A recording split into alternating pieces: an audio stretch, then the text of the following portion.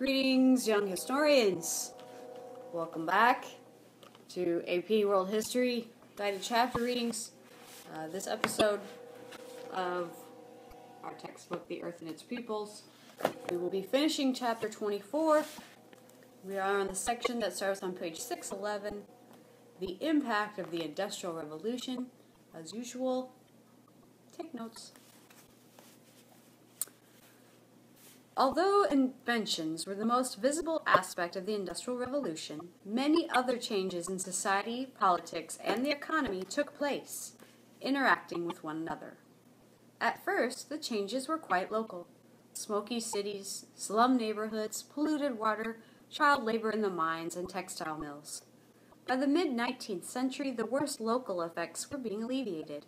Replacing them on a national or even international scale were more complex problems: business cycle, labor conflicts, and the transformation of entire regions into industrial landscapes.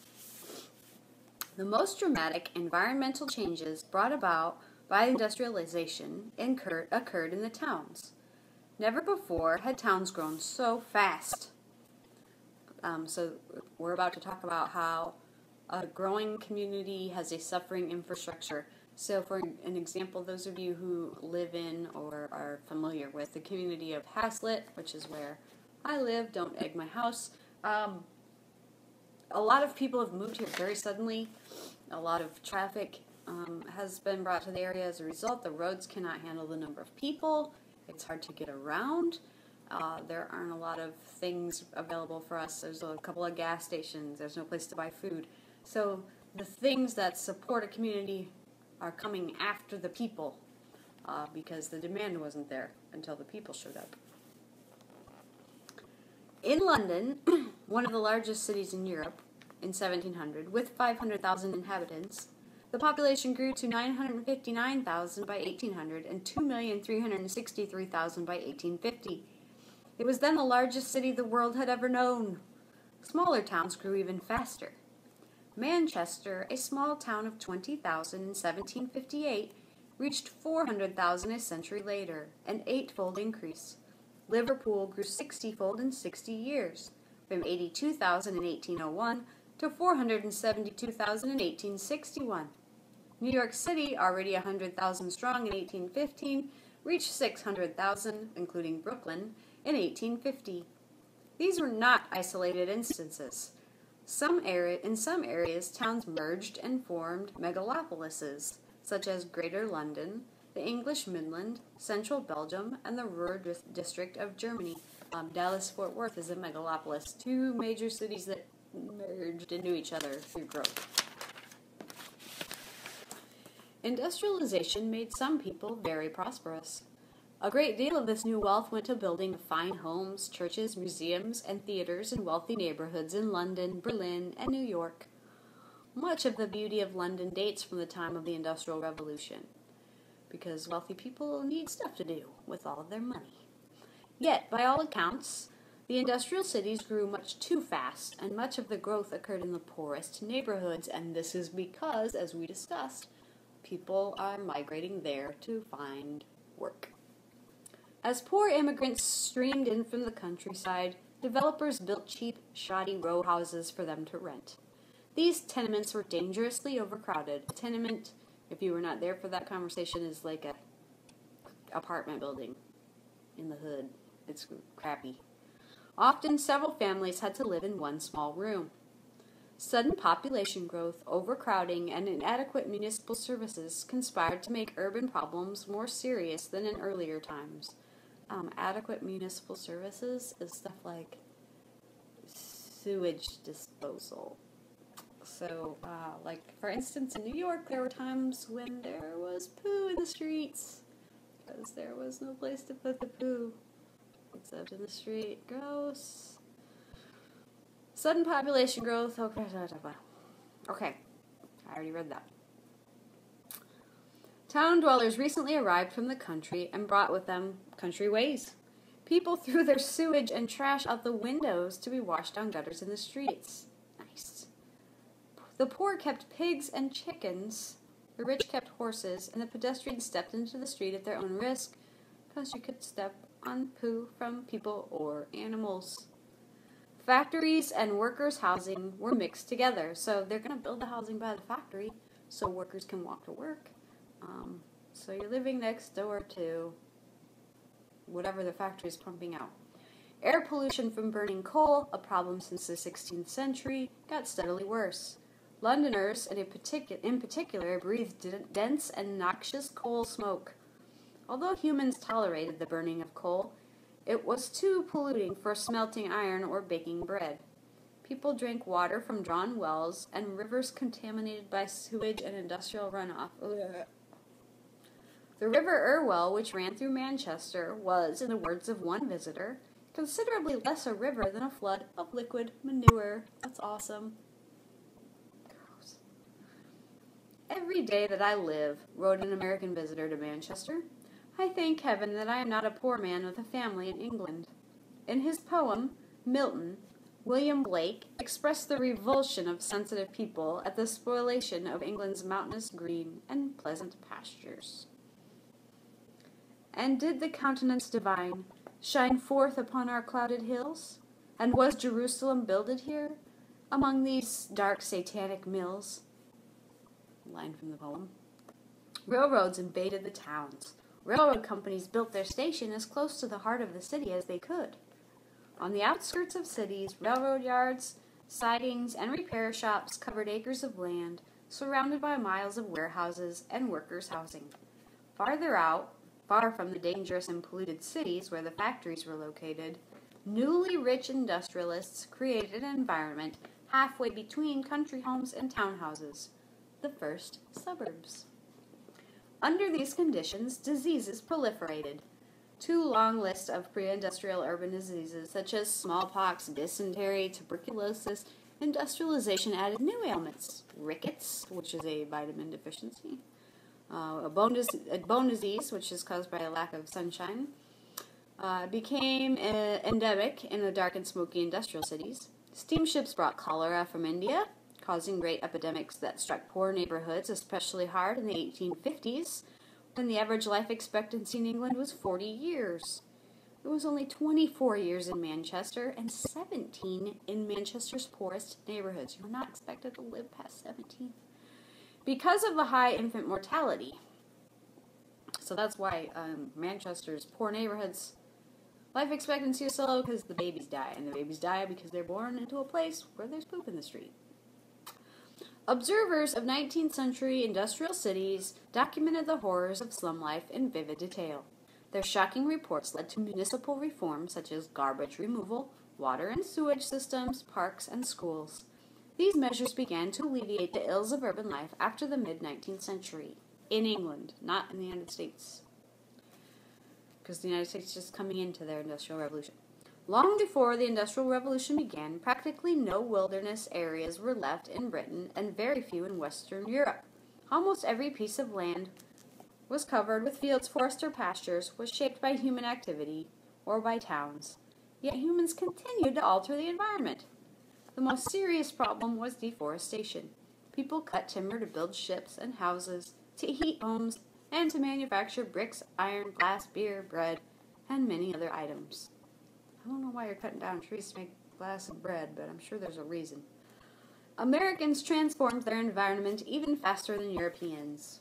Land in North America seemed practically free for the taking, and east of the Appalachian Mountains, settlers viewed forest not as a valuable resource, but as a hindrance to development. I cannot build a house if there is a tree here. In their haste to open up the West, pioneers felled trees and burned them, built houses, and then abandoned them and moved on. The cultivation of cotton was especially harmful. Planters cut down forests and grew cotton for a few years until it depleted the soil, and then moved west, abandoning the land to scrub pines. This was a slash-and-burn agriculture on an industrial scale. At that time, America seemed immune to human depredations. Americans thought of nature as an obstacle to overcome and be dominated. The environment needs to listen to us. This mindset persisted long after the entire continent was occupied and the environment truly endangered. Paradoxically, in some ways, industrialization actually relieved pressures on the environment in Britain. Raw materials once grown on British soil, such as wood, hay, and wool, were replaced by materials found underground, iron ore, and coal, or obtained overseas through imports, such as cotton. While Russia, Sweden, and the United States, with other forested countries, continued to smelt iron with charcoal, the British substituted coke and made it from coal. As the British population increased and the land grew scarcer, the cost of growing feed for horses rose, creating incentives to find new, less land-hungry means of transportation. Likewise, as iron became cheaper and wood more expensive, ships and many other things formerly made of wood began to be made of iron. To contemporaries, the most obvious changes in rural life were brought about by the new transportation systems in the 18th century. France had a national network of quality roads, which Napoleon extended into Italy and Germany. In Britain, government's neglect of the roads that served long-distance traffic led to the formation of private enterprise, turnpike trusts that built numerous toll roads. Ooh. All right, so private industries are building toll roads because the government cannot afford to maintain the roads, so they make a profit by charging tolls, much like we do here in Dallas-Fort Worth. We have private industry that build toll roads, such as the George Bush Turnpike. For heavy goods, horse-drawn wagons were too costly, even on good roads. The growing volume of heavy freight triggered canal-building booms in Britain, France, and the Low Countries in the late 18th century. Some canals, like the Duke of Bridgewater's Canal in England, connected coal mines to towns or navigable rivers. Others linked rivers and created national transportation networks. Canals were marvels of construction, with deep cuts, tunnels, and even aqueducts that carried barges over rivers. They were also sort of a school where engineers learned skills they were able to apply at the next great transportation system, the railroads. They laid track across rolling country by cutting deeply into hillsides and erecting daringly long bridges of stone and iron across valleys. Lesser lines snaked their way into small towns hidden in remote valleys. Soon, clanking trains pulled by puffing smoke, belching locomotives were invading long, isolated districts. So places that you before had to travel a long time by horse to get to, now you can take the train. Thus, the century after industrialization began, the landscape of industrializing countries was transformed more rapidly than ever before. But the ecological changes, like the technological and economic changes that caused them, were only beginning. Industrialization offered new opportunities to the enterprising. So we talked about this idea that you can start a business and make money and rise up. The entrepreneurial spirit. Carpenters, metalworkers, and machinists were in great demand. Since industrial machines were fairly simple, some workers became engineers or went into business for themselves. The boldest in England moved to the European continent, the Americas, or India, taking their skills with them to establish new industries. So people from Great Britain took their knowledge to countries that didn't have it yet and built the same equipment for them. The successful, however, were a minority. Most industrial jobs were unskilled, repetitive, and boring. Factory work did not vary with the season or the time of day, but began and ended by the clock. Workdays were long, and there were few breaks, and the foreman watched constantly. Workers who performed one simple task over and over had little sense of achievement or connection to the final product. Industrial accidents were common and could ruin a family.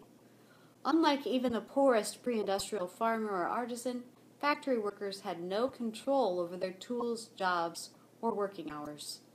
People are working for the man. Industrial work, by definition, was physically removed from the home. This had a major impact on women and on family life. So here's the theme, roles of women.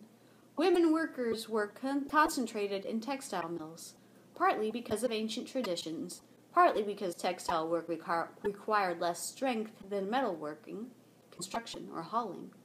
And on average, women earned 1/3 to 1/2 as much as men. So heck yeah, I want to hire them. They're cheap.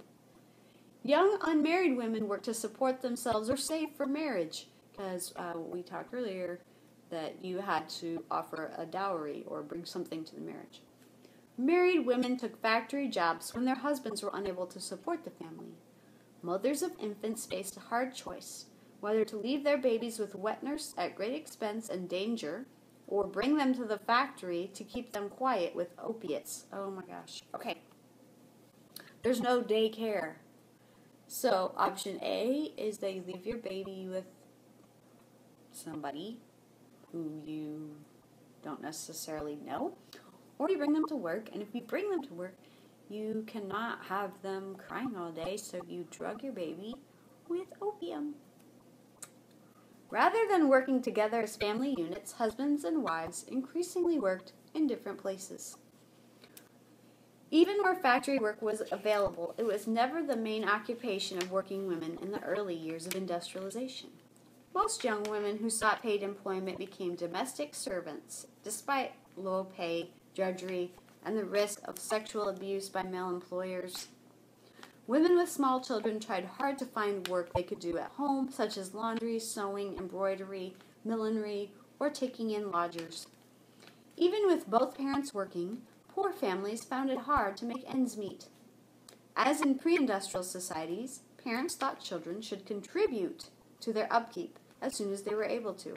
So, this idea of child labor sounds absolutely absurd to us, but you have to remember that these are people who, during the time of cottage industry, children contributed to the operation of the home. So it's not outside the realm of rational thinking that children had some responsibility. The first generation of workers brought children with them to the factories and mines as early as 5 or 6. They had no choice since there were no public schools or daycares. Employers encouraged the practice and would even hire orphans. They preferred children because they were cheaper and more docile than adults and were able to tie broken threads or crawl under machines to sweep dust. They're little, they can do little things. In Arkwright's cotton mills, 2/3 of the workers were children. In another mill, 17% were under 10 years of age and 53% between 10 and 17. They worked 14 to 16 hours a day and were beaten if they made a mistake or fell asleep. So I don't want to hear any complaining out of you guys.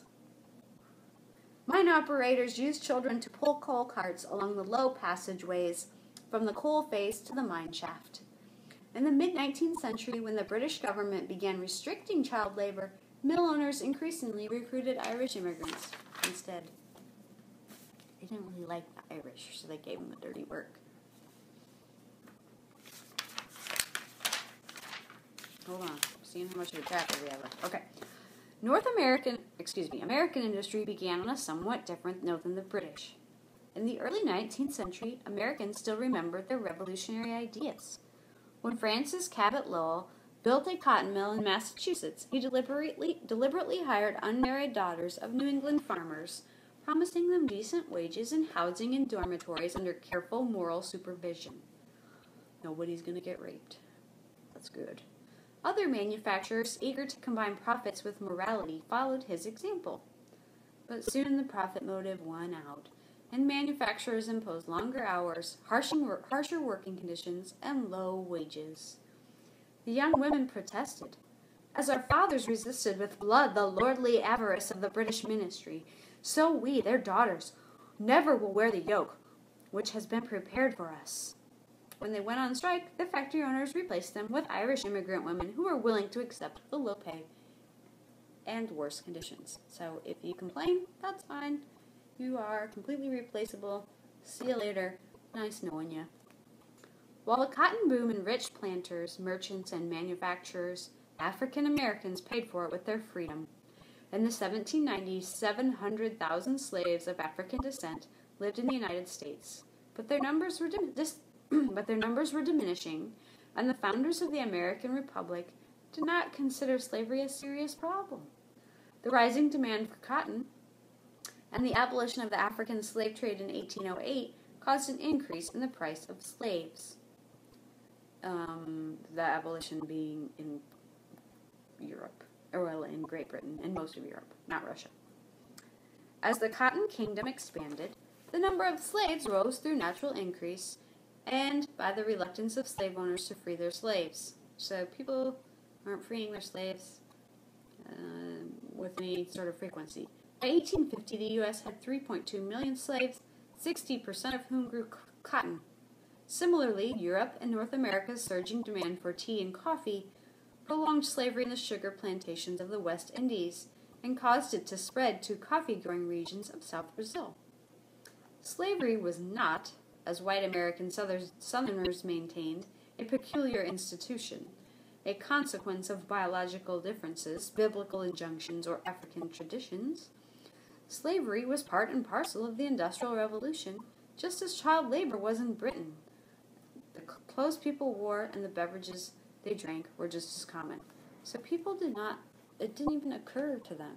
I know that it's hard for us to wrap our mind around, that it wouldn't occur to them that what they were doing was wrong, but it didn't. It was the root of their economic structure. What else were they going to do? They couldn't do it without the slaves.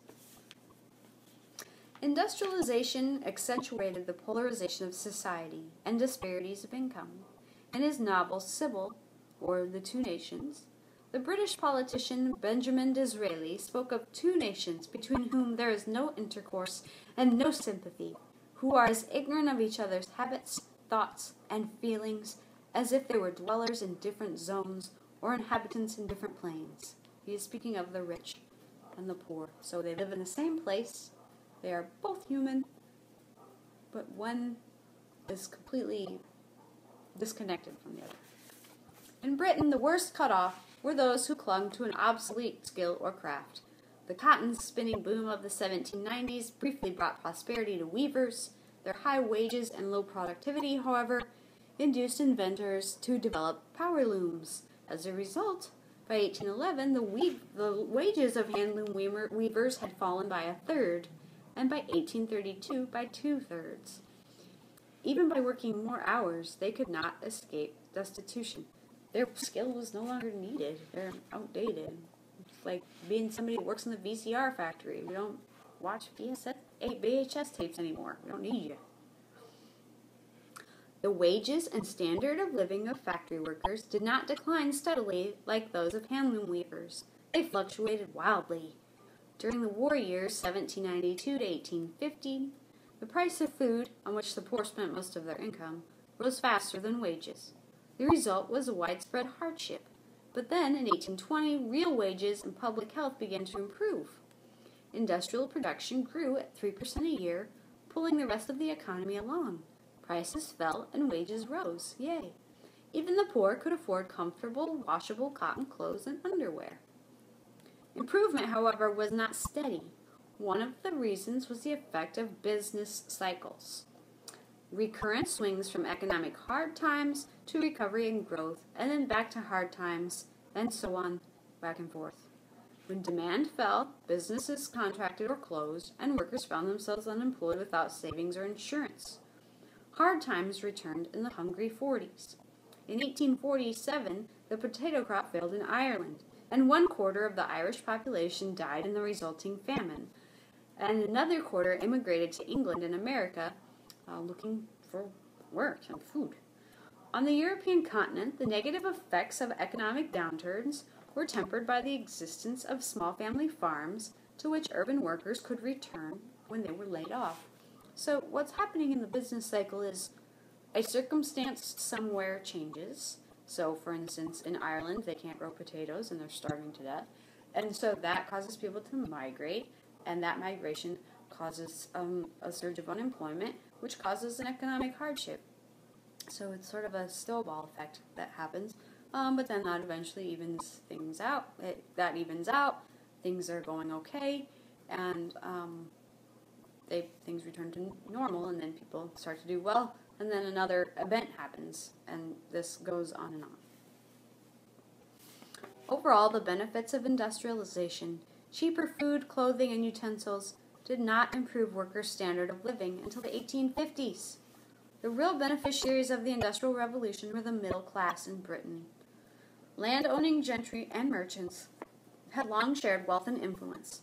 In the late 18th century, a new group of entrepreneurs whose money came from manufacturing Most, like Arkwright and Wedgwood, were the sons of middling shopkeepers, craftsmen, or farmers. So these were not people who had long-time family money. They came up, and well, wouldn't we all like to do that? That sort of inspires this dream of what can I be? Their enterprises were usually self-financed, for little capital was needed to start a cotton spinning or machine building business. Many tried, and some succeeded, largely by plowing their profits back into business. So whatever money they make, they use to grow their business until their business gets huge, and then they make a ton of money. A generation later, in the 19th century, some newly rich industrialists bought their way into high society. Before the Industrial Revolution, wives of merchants had often participated in the family business.